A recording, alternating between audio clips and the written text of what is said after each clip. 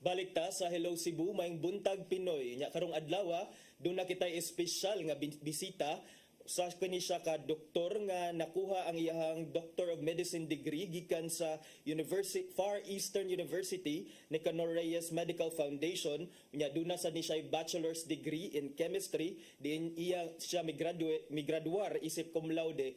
Unya doon na sa ni siya gigunitan nga specialized training in cosmetic surgery, including a prestigious dermatology program gikan sa Otsuka Academy of Cosmetic Surgery sa Tokyo, Japan. Unya ang atong bisita usa ni siya ka distinguished nga member sa American Academy of Ozonotherapy with Dr. Frank Schallenberger. She also holds a full fellow status in the Philippine Academy of Aesthetic Surgery. Kining fighter sad ni atong mga bisita mga higala because she is now on her 17th year of overcoming breast cancer stage 3. Siya ang founder ug medical director sa Ozone Med Wellness Clinic Incorporated nga dunay 11 ka branches lukop Pilipinas, including usa ka branch diri sa Cebu City. Mga higala atong dinapit karong adlaw si Dr. Rio Manipol Barales. Good morning and welcome to Hello Cebu, Doc. Hello Cebu, thank you Attorney John. And maayong buntag sa inyong tanan. Okay, unya Doc, kining paano po ninyo nakilala itong medical ozone therapy at ano po itong medical ozone therapy?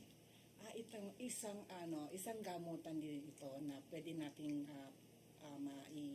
ma-share dito sa Philippines kasi hindi pa siya masyadong familiar ang ozone therapy, which I used in 2008 when I had my breast cancer. And then I prepared myself with the ozone therapy first before the surgery. So my case is without chemo and radiation. Okay, so what's the science behind ozone therapy, Doc? Yes, because this is an oxygen at pag ginamit natin yung oxygen dito sa ating katawan, napakaganda ang resulta. Kasi lahat ng cells sa bawat katawan ng tao ay kailangan ng oxygen. Example, pag walang oxygen ng heart, diba, heart attack. Yes. Walang oxygen ng brain, nagkakaroon ng stroke. When there are lack of oxygen in everything, in every organ, nagkakaroon ng mga atake ng mga cancer cells. Well, each and every one of us has cancer cells in our body. Once our immune system are so low, ayan na, umaatake na siya kung saan mahina yung mga yung mga mahihinang organ na inaatake ng cancer cells. So the important thing is that when your immune system is very strong and when there are a lot of oxygen that is being utilized, then it will be a very strong and defend itself. It's a natural form kasi nga the oxygen in the water is only one atom. Okay? In the air, there is 2 atom of molecule.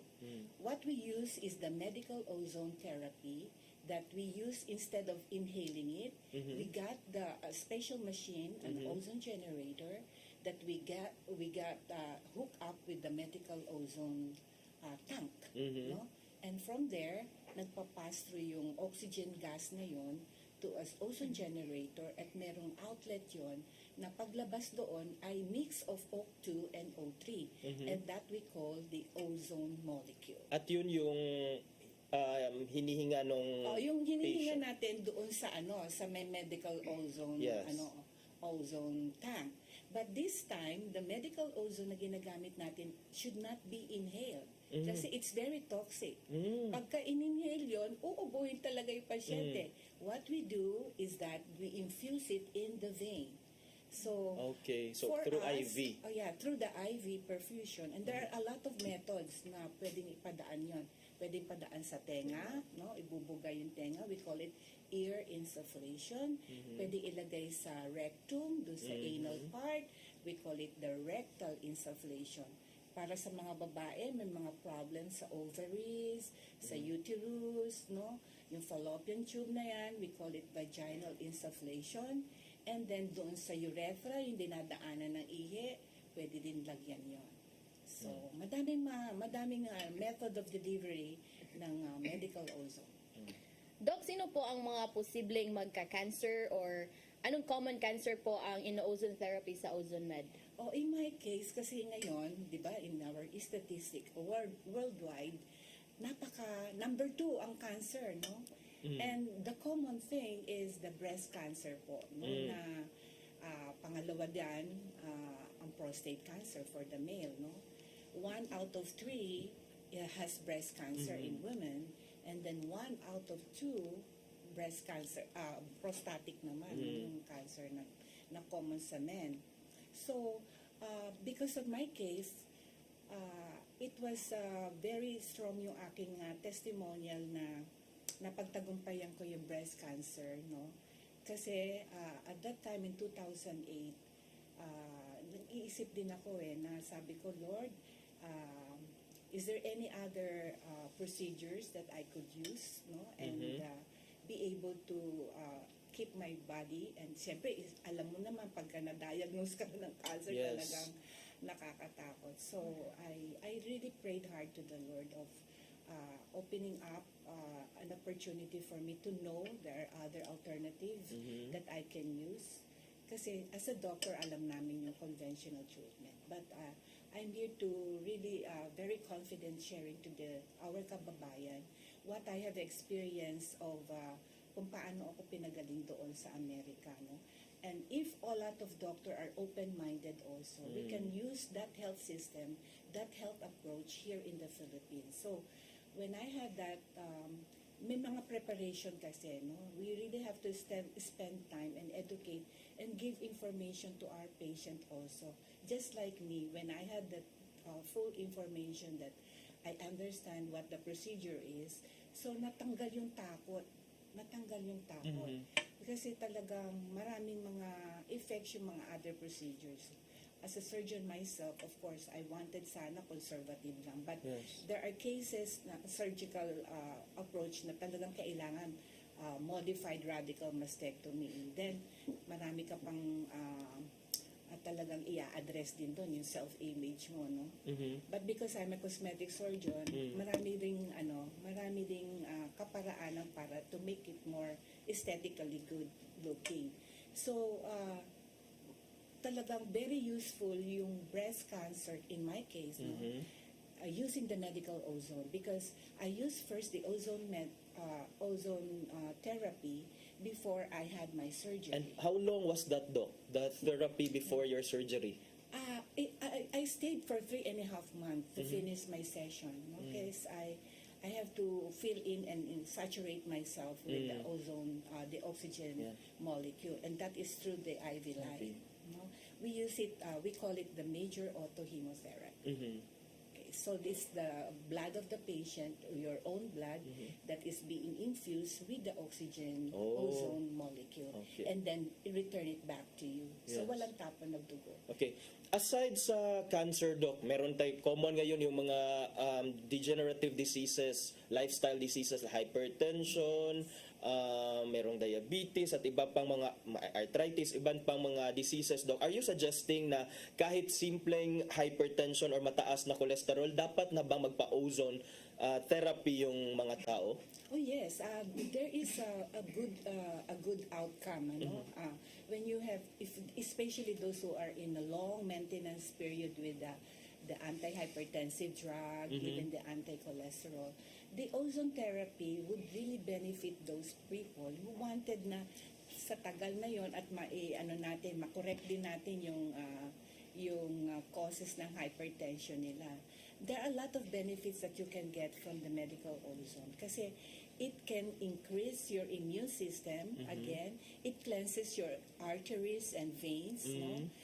There are a lot of mechanism of action kasi ng oxygen molecule. And very important of that is the utilization of that oxygen molecule in every cells of your body. Okay.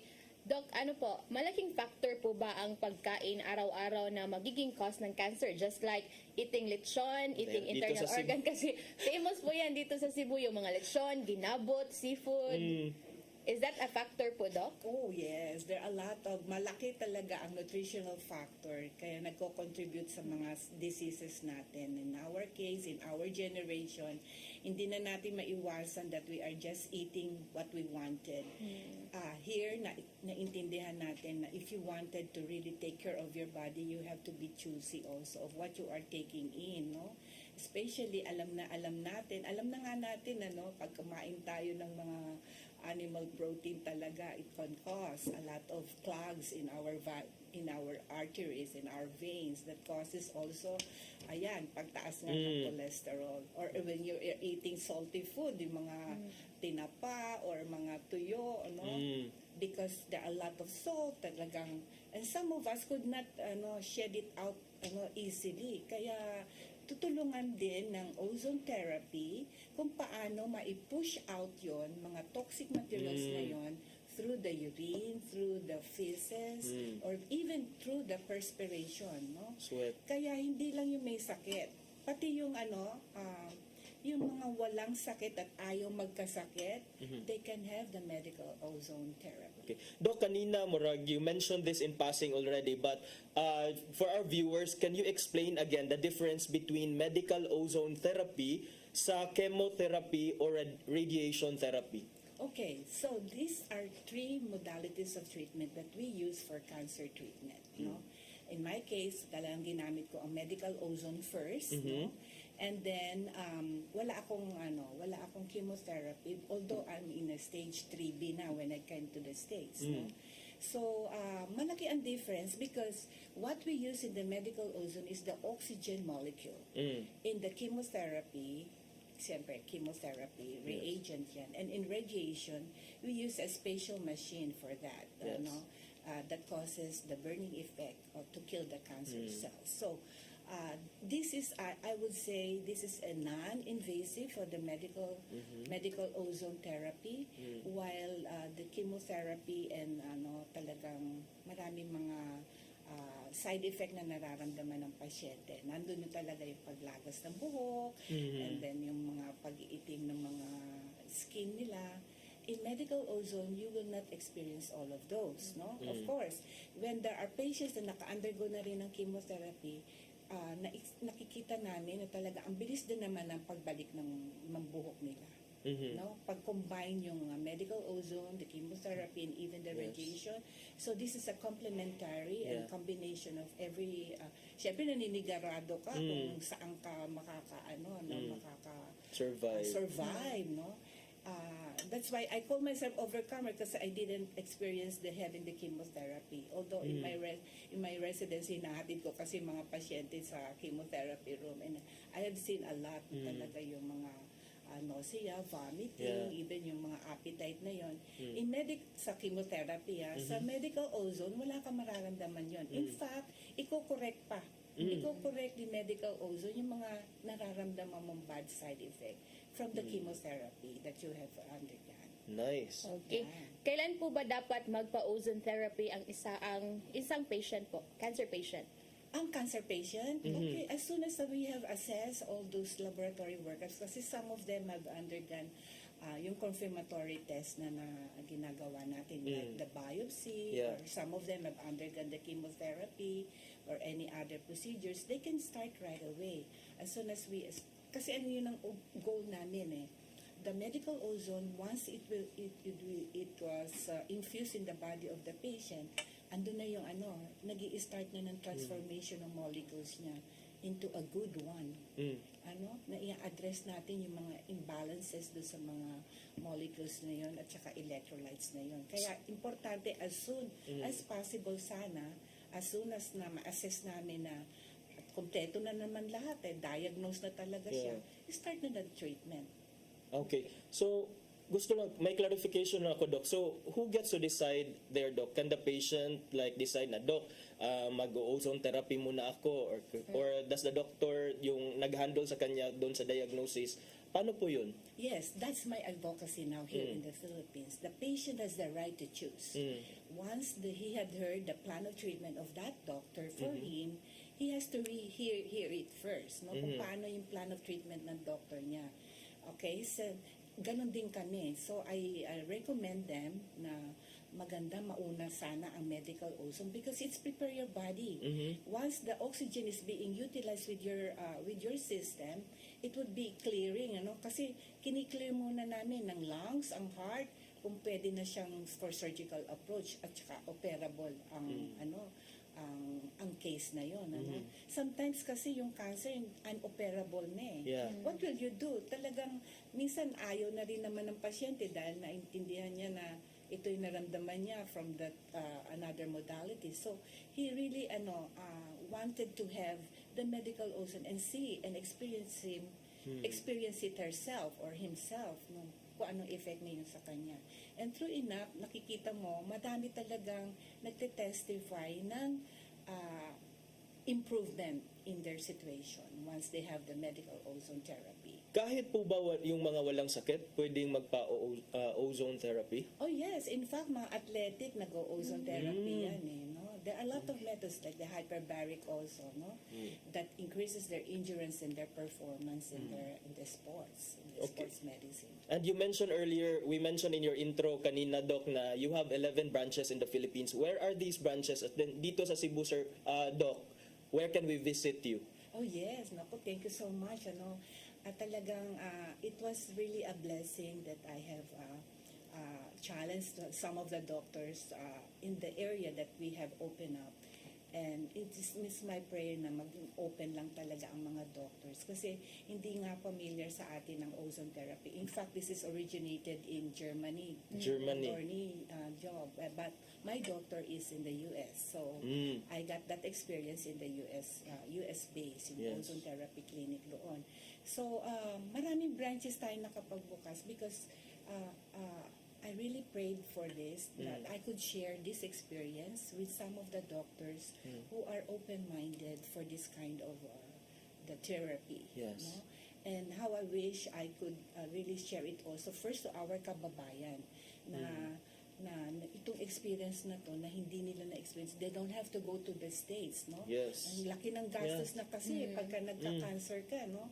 Talagang ini-screen din doon. Dahil kung may mga insurance sa mga tao doon, kaya okay lang kahit na anong i-order Yung ng mga Pinoy, walang insurance, walang Doc, insurance tayo, PhilHealth lang eh.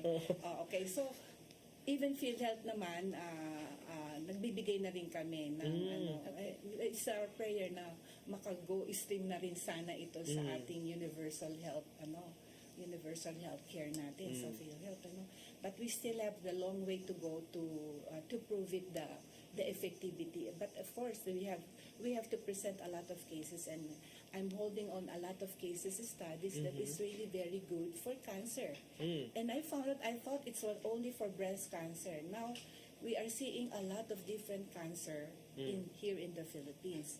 So bakit ako nakapagbukas ng 11 branches? And I prayed for Cebu actually, kasi nga sabi ko, some of our patients from Manila came from here in this area. Kaya parang in my prayer, sabi ko, if you really will mo to, Lord, then you will provide me with a doctor for Cebu. And I thank God that Dr. M.I., siguro one of these days, you will be interviewing him. He's also a cosmetic surgeon. And then he really gave his life also at studying and pass on yung aming yung knowledge na to. Kasi talagang kailangan doctor din ng mag-a-assess sa mga pasyente. We wanted them na talagang maayos yung assessment before we go the medical ozone. But it's really very safe. The medical ozone is very safe procedure. It's a medical approach and a natural approach for healing cancer patients. No? Doc, kailan lang po kayo nag-open ng branch dito sa Cebu? Actually, when is that? September Last year? Okay. So we're coming on our first year this September 24. So we're coming back for the first year anniversary. Sa mga nagtatanong po na magkano naman po kaya ang magagasto doon sa ozone therapy po? Napakamura lang yan. It's really affordable. We didn't ask for about the amount of money that I had in the US. Talagang iprogram namin ito in such a way that we could help a lot of people who are suffering from this cancer cases. No, we have a QR code that we will be presenting. Once they use that QR code, okay, they will have a special discount also. So Okay, QR code for special discount. yes, you can For just ozone therapy. Yeah, you can just scan it, yung QR code, makikita po ninyo sa inyong mga TV po ngayon, no? Fill up nyo lang po yung form na yan na lalabas at makukuha, then you will have a special arrangement and a special discount for those who have viewed this program, ano, and then use the scan QR code to come to the clinic to present it. We are located at Unit 1207, BPI Cebu Corporate Center, Luzon Avenue Corner, Archbishop Reyes, Cebu City, which is across the Metro Ayala. Okay. And any final words po para sa ating mga viewers? Maybe to those na may iniindang karamdaman ngayon. So, what will be your message to our viewers, Doc? Okay. Maraming salamat, Attorney John. Talagang gustong-gusto ko po maabot ang lahat ng mga may cancer. Hindi niyo po kailangang matakot. Okay? There are a lot of modalities. Matutulungan po namin kayo. Bigyan po kayo ng informasyon at tamang assessment. Gabayan po kayo step by step of what you should be doing. And then, i-build up po natin yung confidence ninyo. Yung the right to choose po kung ano yung inyo pong nais na gamutan para sa inyong sarili. After all, this is your body. You have to take care of your body. And then, yun na nga po, gusto natin magkaroon tayo ng quality of life. You can still go back, no? Doon sa former na mga activities ninyo. But not go back to the bad foods that you are doing or the bad habits that you are doing. So, napakaganda po na mapakinggan nyo po yung mga informasyon nito. Once nagpunta po kayo sa aming clinic, we are so welcoming you to give this all information, step-by-step guidelines to help you get out of that cancer situation. Okay. Okay.